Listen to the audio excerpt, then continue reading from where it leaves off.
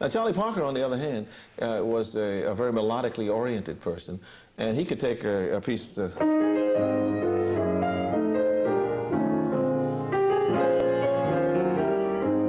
Back Home Again in Indiana, which is a lovely piece, and say, well, okay, now if I just take that harmony,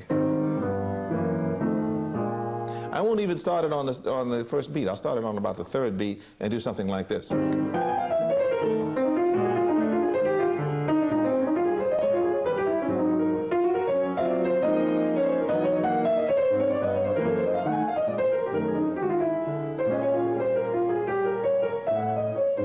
Now,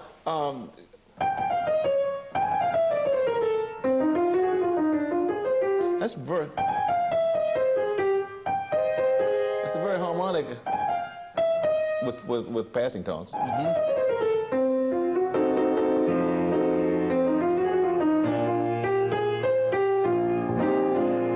it really sounds sometimes as if he's stacking one on top of another. Yeah, in many cases what he's doing, he's playing major sevenths, he's playing all of the upper partials of a chord.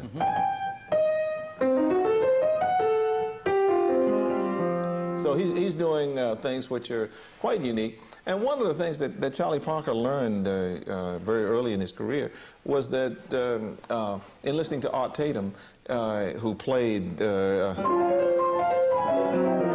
who did things like that, was that you could take those upper partials. He heard Tatum do things like, and they said, well, you know, what is that? You know, what kind of chords are those?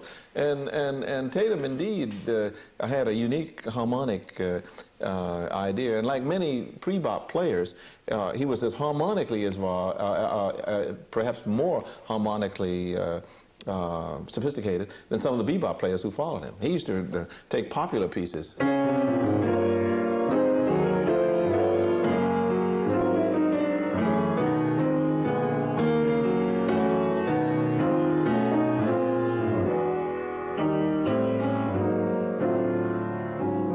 Now, he didn't invent that. I mean, Duke Ellington before him was doing things like that. Billy Strayhorn was writing really marvelous...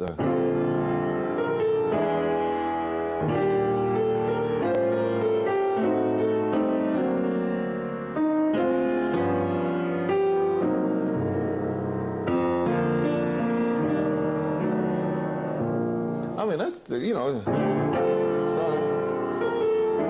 It's a very different kind of progression to go from a B flat major seventh with a ninth in it to an E seventh. But in our second half of the 20th century years, it sounds pretty. And it sounds okay. Well, in the early days of bebop, people used to say, "Gee, that's a weird chord, the flatted fifth." And now it's so common, nobody pays. You know, you can just. Nobody pays any attention to it. You hear it on soap operas. It's a tonic. Right, it's a tonic. Place of rest. Point of rest, yes. Sure. But it's really, rhythmically, so much is going on. For instance, people like Ted Dameron.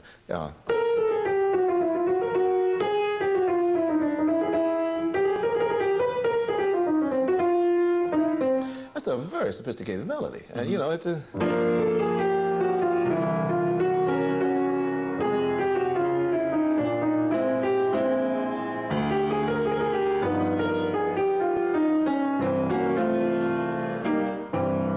Put harmony to it, you know, he said, wait, hey, that's some strange chords, you know. But actually, his point of reference was this.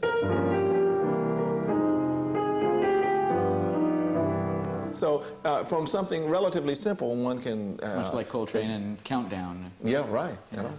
And actually, John Coltrane got one of his better ideas from a pop tune written by Richard Rodgers. Have you met Miss Jones?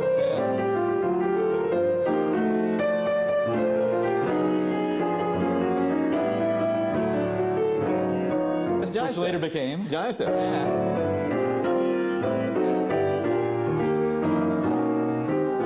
No, it's the same principle. Yeah. And so those kinds of things are the basic elements that help jazz musicians really formulate the kinds of things that seem to just come right out of the air. Right, seem to, but actually they're an evolution of the vocabulary. Involved. Absolutely. Yeah, sure. where the grammar and the syntax remain the same. Absolutely. Yeah.